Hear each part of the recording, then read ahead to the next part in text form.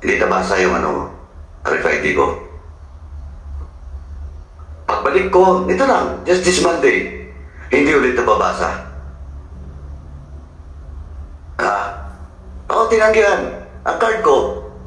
Kasi yung experience ni Honorable Paduano, na-experience ko rin pag umaakit ako sa Baguio. Yung sasakyan ko, doon ko na nga pinalagyan doon sa tabi ng NLEX eh. Sila na nagkabit, sila lahat. Hindi pa rin. Kalalagay lang. Thank you, Mr. Chairman. Gusto ko lang po sundan yung before I proceed with the point that was raised by Congressman Panso. Gusto ko lang sundan yung issue that was tackled by Congressman Busita. Kasi po in the very first place, that is not the fault of the commuters. Kasi may problema ang system nyo. Eto ako, every week, etong week lang na hindi ako nakauwi. Last week pala, 2 weeks ago. Pero, 3 weeks before that, I traveled from that point, Araneta Avenue, going to airport. Hindi nabasa yung RFID ko. Pagbalik ko, ito lang, just this Monday, hindi ulit nababasa. Tinanggihan. Ang card ko, now, ito, I talk to my staff. Bakit ganito? Alam mo ang sagot? Alam mo ang sagot sa akin? Nag-staff ko, sabi daw ng, hindi ko alam kung sino yung kausap niya doon. Ang sagot is, sige lang po, kahit mag-negative. Okay lang. Kahit mag-negative daw, okay lang kasi ibabawas naman daw later. Yun yung hindi ko maintindihan. Now, second point is ganito. Of course, you're telling this committee na okay lang, pwede pa. Siguro warning lang or whatever. But why you have an October 1 date? Di ba? What is the basis for this October 1 date? Ano yung basis nyo dito? Do you commit that after October 1, okay na lahat? Before? Hindi, kaya ako, Mr. Chairman, dapat tanggalin na muna to. Huwag kayo maglagay ng date na hindi nyo kaya. Just like, babalik na naman tayo dun sa modernization. Diba? Baka extend. Diba? Nakakaya. Dapat pag-aralan muna bago maglagay ng mga specific na deadline. Diba? Second, ito pa. Ano ba talagang problema? Does it cause traffic because of this negative load? Anong basis nun? Kasi ang problema natin dito is the traffic, di ba? How to solve the traffic? No. Kasi kung ang solution nyo is to favor all those toll, may problema kayo dyan. Well, in fact, yung service nila, yung reliability nila, me, myself, experienced that, and until today, baka akit na naman ako din sa Araneta, hindi na naman babasa yung card ko. Kaya ang sa akin lang po, sana yung deadline, huwag na muna to. Huwag tayo maglagay ng deadline, then we will extend again. Nakakahiya po. It only shows na wala tayong malinaw na direksyon sa plano. Kung may plano man, hindi doable. Kaya kasi naglagay kayo ng October 1, tapos yung excuse nyo is, that's a flimsy excuse. Na by October 1, pwedeng sabihin, hindi, warning lang yun. At ano ba to? Naglulukuhan mo tayo dito? Di ba, I hope you understand. No? Kaya ang suggestion ko, huwag na muna tayo maglagay ng deadline dito. Second point is, ano ba talaga ang problema? It causes traffic or you just want to accommodate the complaints of the toll service provider? If I may be permitted to respond, Mr. Chair. On the first point, Mr. Chair, we appreciate and we really welcome the comments, Mr. Chair. We will elevate to the Secretary the moving of the October 1 deadline. On the second point, Mr. Chair, perhaps ED Carullos answers the policy behind this GMC, Mr. Chair. Ang polisiya po kasi niyan, pagka po kasi sa tollway natin, wala pong sufficient load yung ating motorista, hindi po umaangat kaagad yung barrier. So ang nangyayari po yan, naiipon po yung ating mga sasakyan. So nag-focus po yan ng long queuing. In the same manner po, kung mapapansin nyo, yung mga pumapasok po ng RFID lane na wala namang RFID, ibig sabihin nagpe-pay ng cash, nagpo-cost din po yan ng traffic. Tapos yun pong, Yung first point, ano yun? Isa-isa natin, yung first point, insufficient load po. it caused traffic. Opo, kasi pagka Kung alam mo ba, mas marami po yung hindi mababasa yung load kaysa yung sinabi mong negative. totoo po yan, may data rin po. Kaya nga eh. Opo, Kaya nga, why? Now, hindi, tapusin muna ako. Opo. Bakit yung kakaga mo? That will be the basis. Ang problema dito, at dapat na solusyonan is ayusin nila. Now, after that, pwede natin pag-usapan yung question of negative load. Pwede nga i-penalize sila eh. Palusutin, then, or 1 month, wala. Pwede naman gawin yun eh. Di ba? Di ba? Totoo po yun. Di ba? Just to give at least penalty to all those na hindi naman kailangan pumayad. Palusutin, pero okay, 1 month wala ka. For as long as malinaw na 100% na yung reliability ng ating ano. Di ba? Totoo po yun. Kasabihan nga po natin, it takes two to tango. So kailangan, okay po yung ating system on the part of the toll operators, tapos on the part of our motorist naman, disiplinado po sila. Your Honor, may I intervene? Sige, Chairman. Attorney, Tango. did you ever conduct a study kung ilan sa ating populasyon na dumadaan dyan ay kaya na mag-load ng 3,000? Alam niyo ba yun? Alin ba mas maraming dumadaan dyan? Yung mas maraming pera o yung mas kaya lang yung daily living lang? Have you ever conducted a study on that? I will yield to the TRB TCS auditing kasi operational ano po. Sino makakasagot nun? Did you ever conduct a study kung ano ang capacity ng mga dumadaan dyan para mag-load ng 1,000, 3,000 or what? Good morning po, Mr. Chair. Regarding the The question po, morning is not pleasant because of your answers. I'm just being frank. sorry po. Regarding po dun sa inyo pong tanong, Mr. Chair, the specific study for the... Did you ever conduct a study? Yes or no? no po, Mr. Chair. Wala kang basihan.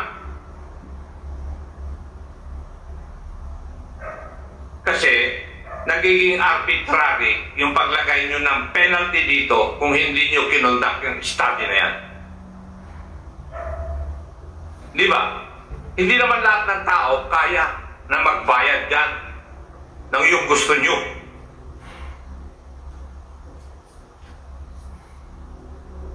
Yesterday, I asked the department, sino ba ang boss nyo talaga? Yung concessionaires o yung mga tao na nagko-commute dyan? And your answer was, the people commuting. Pero the way I look at it, hindi. You know why? If you look at your joint memorandum circular, may penalty yung commuter. Pero yung toll concessionaires, wala kayong nilalagay na penalty. Di ba? Number 2, do you have a basis or a study why you came up with this penalty? What was your basis? Mr. Chair, kasi po ang joint memorandum circular is a Huwag mo joint... nang idan kasi tatanungin ko rin ng LTO bakit siya pumirma dyan eh. Hindi, actually po, yun pong penalties, yun po ay within the jurisdiction po ng LTO po talaga. Alam ko. Opo. Kaya po sinabi ko, pupunta ako sa kanya. Opo. As to the sinasabi nyo na Opo. Kaya nga eh. Hindi, yung una pong punto nyo, sinasabi nyo wala pong penalty yung mga toll operators dun sa ating GMC. Kasi po iba po yung guidelines sa penalty sa toll operators. Another ano po yan, yun, Nasaan yung guidelines na yan? yun po yung minimum performance specifications and standards ng toll collection system. Could you please give this committee para mabasa ko kung meron talagang penalty yung concessionaires? Kasi pag wala, hindi parehas ang tingin ninyo.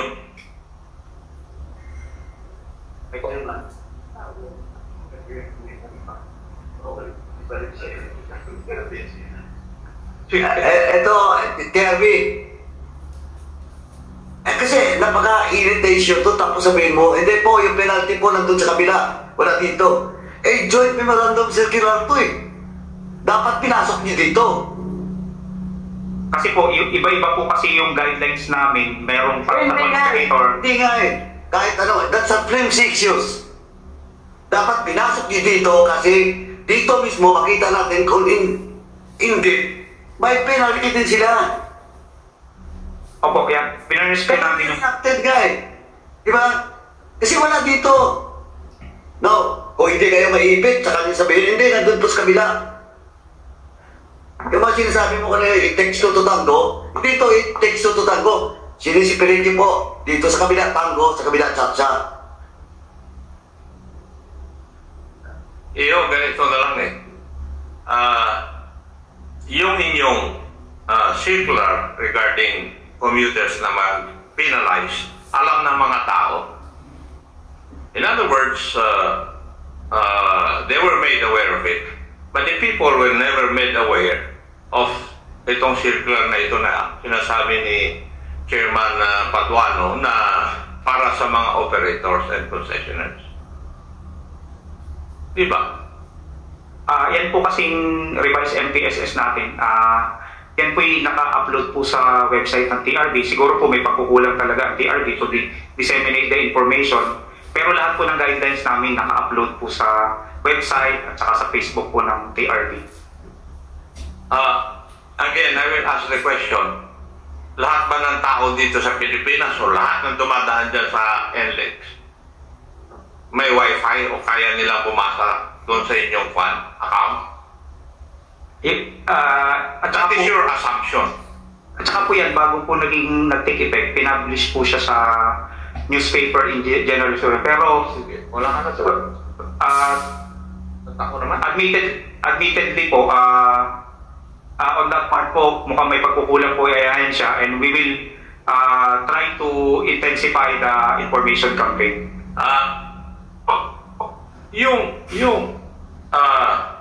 Itong sinasabi niyong bago kayo pakinggan mo yung tanong ko, baka hindi ka makasagot eh. Ikaw, Yusek, when the chairman is speaking, you listen also. Bakit ikaw bang attorney niya o defense counsel? Your Honor, I apologize. I just had to say something, but very quick, but I'm sorry if I interrupted your line of questioning. Your action is improper, Yusek, to say the least.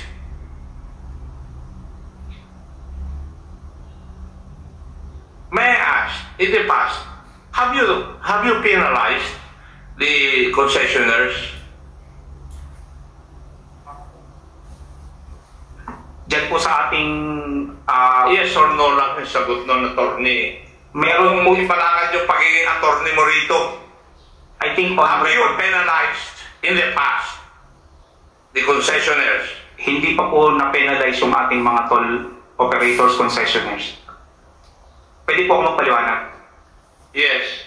Kasi po ganito po yan, yung ating existing MPSS na inabutan ko, meron po kasing nakalagay na provision doon na pwede nilang i-correct yung pagkukulang nila. So ang ginawa po ng TRB during that time, hindi ko po panahon nito nung dati pang administrasyon, inissuean po sila ng mga notice na meron silang deficiency and for correction.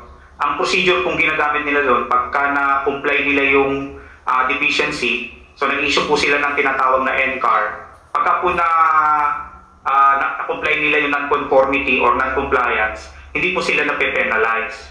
Kaya nga po ngayon, dahil ito, para fair naman dun sa ating mga motorista, we intend to modify the procedure para naman po, kasi kung tutuusin po, pag hindi po siya nag-comply, ano na po yun violation na yun, nagkataon lang po, dun sa all guidelines, mayroon pa siyang tinatawag na siguro, tinitingnan nila yung due process, bigyan mo ng pagkakataon.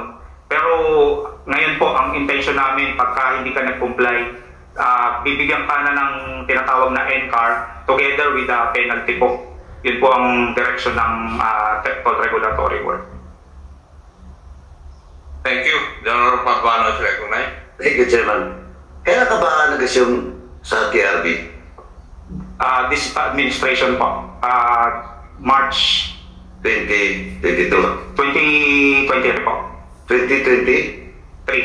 3. Now, it's more than a year. O anong pinagsasabi mo na under the past administration? You've been in the TRB for the past, ilan? More than a year. Opo, kaya nga po, within my... Hindi ka pa na-recognize. Ay, sorry po. Eto, Chairman, pasalamat to. Ano to ngayon briefing nga And somebody will file a resolution to investigate this GMC. Problema mo po yun. Kasi wag mo itapon yung problema sa previous administration. Alam na namin yun. Na you were staying there for more than a year. Paglabas itong GMC nyo, saka mo sasabihin na dapat penalize sila diretso. You should have done on the very first day. Di ba? Ngayon mo sasabihin na hindi po, dating administrasyon po, ngayon ginagawa na namin. You've been more than a year. What a coincidence, attorney, na paglabas ng GMC na to, saka mo sabihin sa amin, na bago na ngayon to, ganito. You should have done that. Last year pa. Di ba? Nako. Mr. Chair. Chairman, siguro ako... I apologize, Mr. Chair. Sandali. Sinabihan ka na nga na you wait to be recognized by this chair. Nagsasalita pa yung tao. Please proceed, Your Honor. Anyway, Chairman, I will just end my interpellation kasi I hope somebody will file a reso. Or if not, I will post for a motu proprio investigation on this thing. Of course, motu proprio should be 2/3 of the members. The majority. Majority ba? 2/3? 2/3. Majority. Oh, it's up to the members. Ako, hindi na ako magtatanong kasi baka pagdating doon sa investigation, nasasagot niya na eh. Alam niya yung sagot sa mga tanong ko. Ang dami pa po akong itatanong dito. Ngayon ko lang ito nabasa. Well, pati public consultation, nagawa niyo ba yun? Wala. Di ba? You're protecting kamo the commuters, but hindi niyo ginawa yun. Kaya doon na tayo magkita-kita just in case kung if somebody will file a resolution in regards to this. Thank you, Mr. Chairman. Thank you. Wala na. Wala ka na.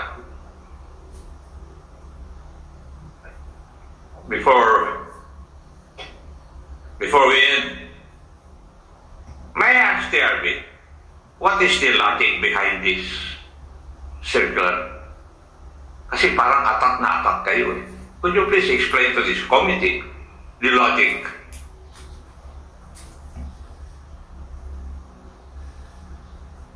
Yun pong JMC po, Mr. Chair. Hindi logic. Bakit nyo atak na i-implement dito? Na i-penalize ninyo yung mga commuters? When in fact, in reality, yung sistema hindi pa efficient. Kaya tinatanong ko yung logic eh. Di ba, bago ka gagawa ng isang bagay na masasaktan yung kwan, dapat yung dahilan na sila ay masasaktan ay efficient. Is the tollway system efficient? May I know?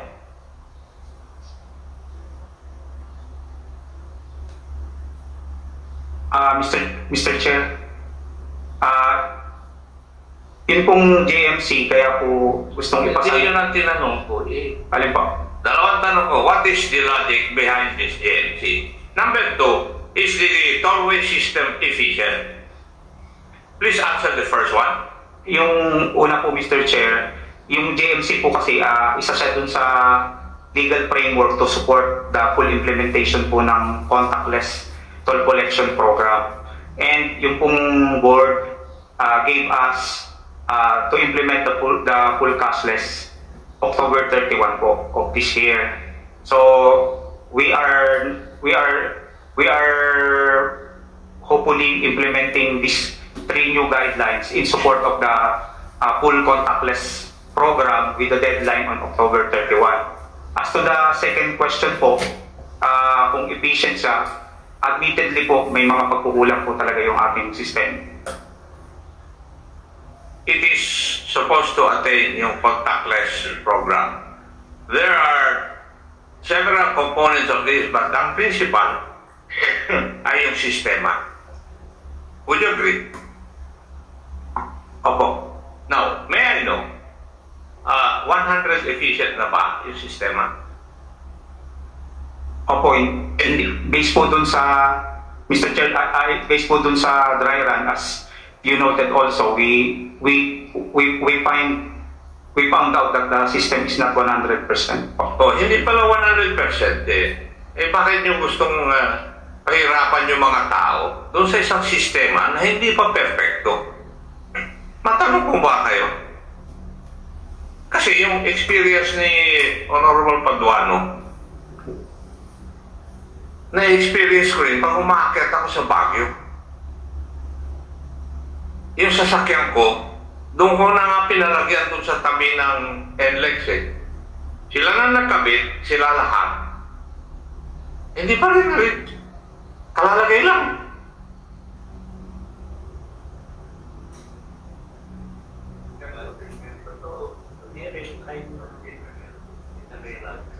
Ano? Sige nga, explain mo sa akin.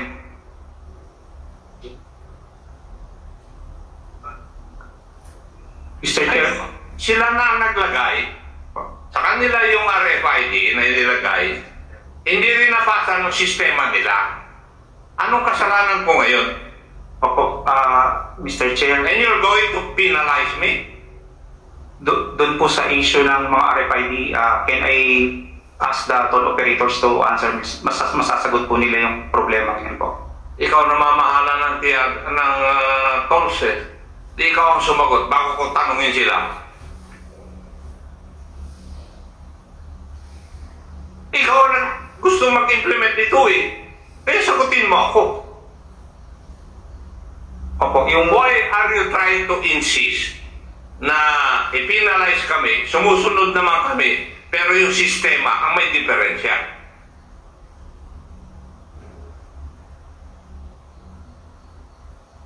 Sagutin mo ako.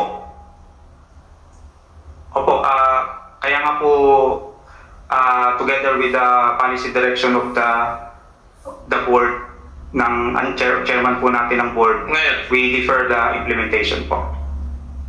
ay hindi. Pag tinuloy niyo sa October 1 ito, ako I will ask for a motu proprio investigation on the matter. Yan ang sabi ko sa inyo. And I will see to it that every aspect of this will be investigated properly.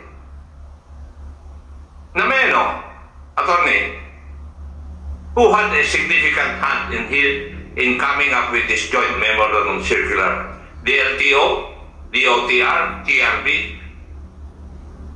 or the toll operators? Could you please answer? Mr. Chair, the initial draft came from the LTO po. And we discussed together with the OTR and come up with different review and revisions before the final draft po, together with the inputs from the stakeholders, including some... Yes, and may I know from LTO what is your business coming up with this circular regarding traffic and the tollways? Good morning, Mr. Chair. This was an offshoot, sir. What is your business there? Sir, this was an offshoot of a meeting conducted in the OTR where the LTO was tasked, impressed upon us of the importance of LTO in the implementation of a barrier app of our barrierless program. Our component here is in the enforcement side, Mr. Chair. The bulk of this is something we are not familiar with. That's why we passed it on to TRB. But the draft that we prepared was more focused on the enforcement side. That's what we were concerned of. The penalties that we proposed were actually based on the JAO 2014, where other traffic violations, Mr. Chair, was fined a fine of minimum 1,000 pesos. Doon po namin naging basihan yung JAO na yun.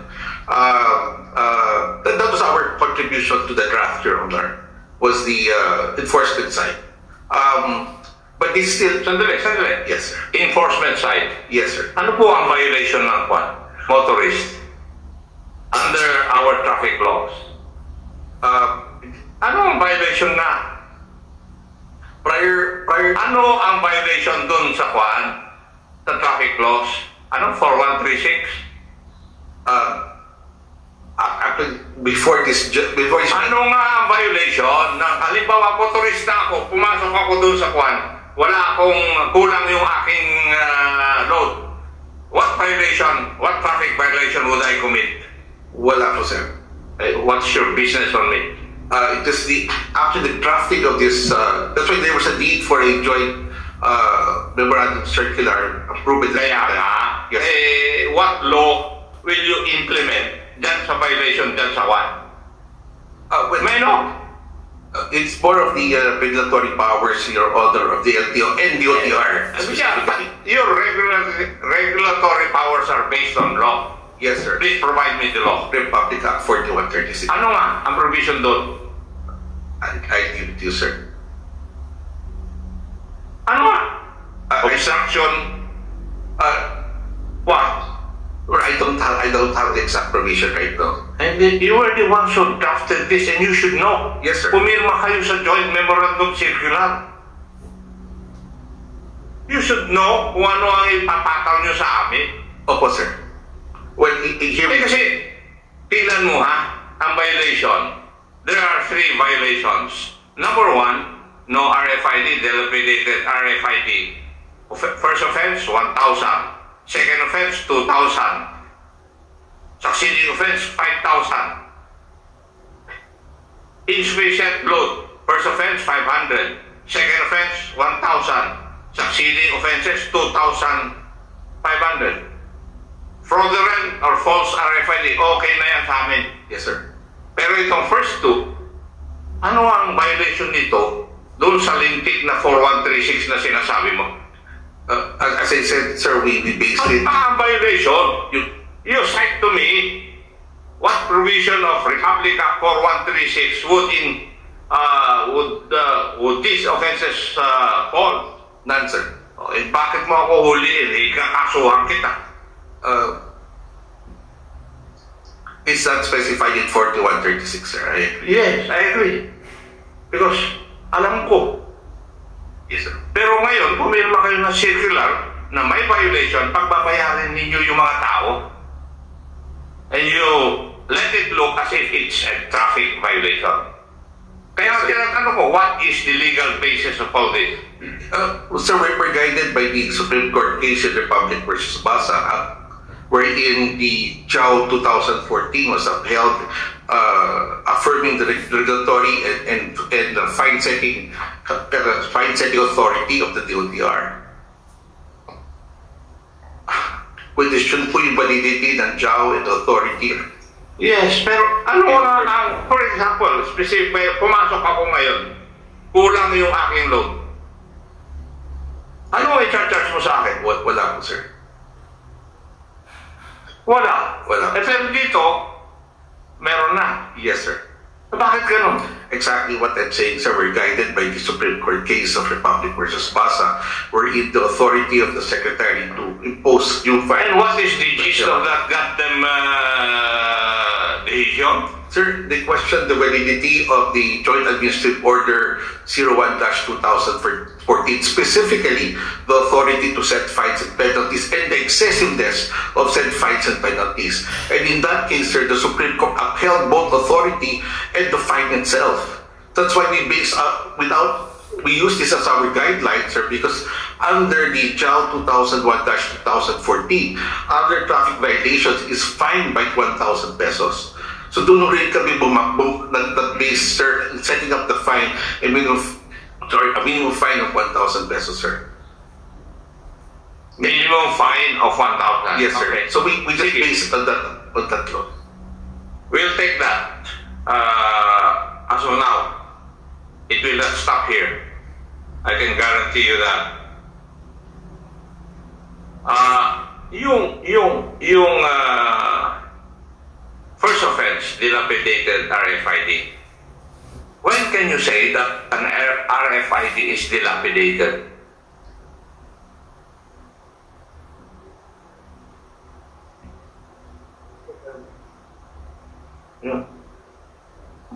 Sir,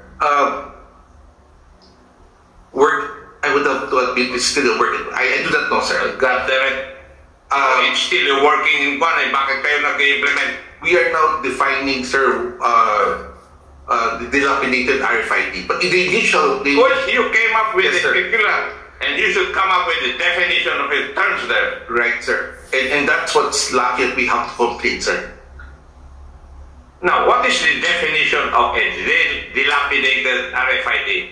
Now, again, who will determine yung durability ng RFID na ilalagay?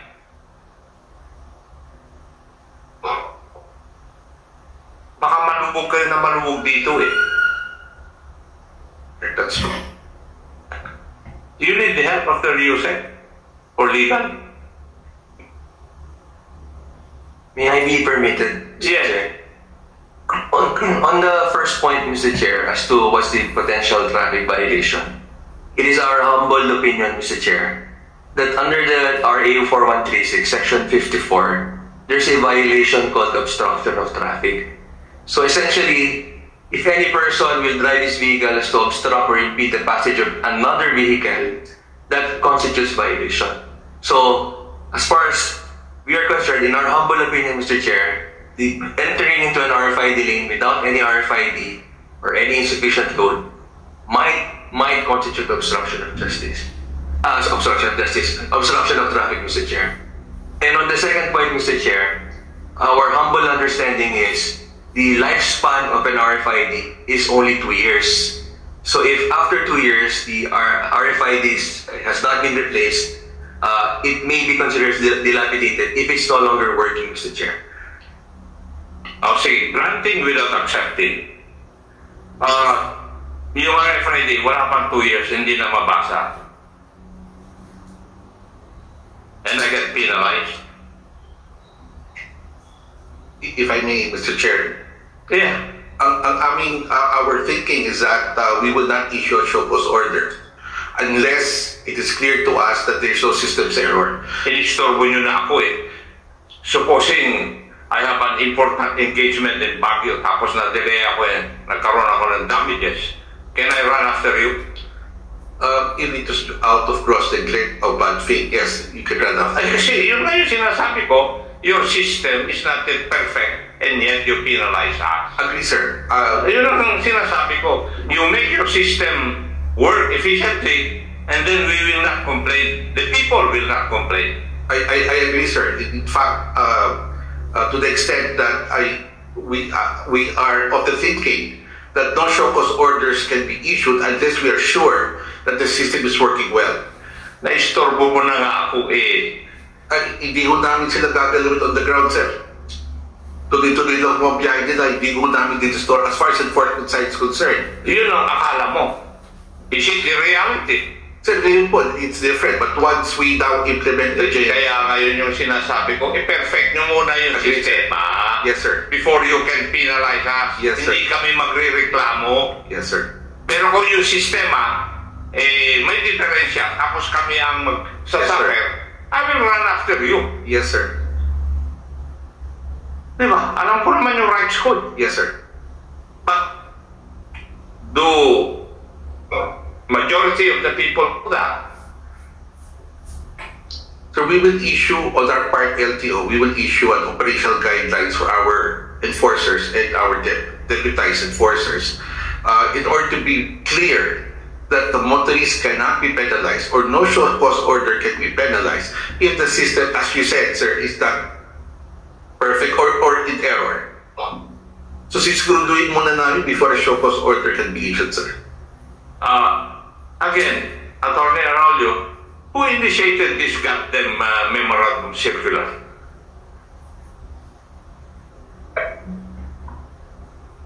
Is it you? Your office? The OTR or LTO? It's a joint effort by the OTR, LTO, And what you then? Kailangan may pasimula. Sino ang nagsimula? The initiative is spearheaded by TRB and LTO together with the OT. Actually, sir, it's a collaborative effort, sir, by the three agencies. And Ibig mo sabihin kung starting line yan, sabay-sabay kayong apat. tatlo po, kami tatlo po. Kayong tatlo, sabay-sabay kayo. More Na nag-step forward. Yun nga po, as I have said earlier, the initial draft came from the LTO and we gave our inputs. LTO pala. So, Okay. LTO. Yung initial draft po, pero yung pong... Kaya nga, huwag ka na magkuhan. Kasi merong beginning at saka end yan eh. Meron nagsisimula, meron nagtatapos.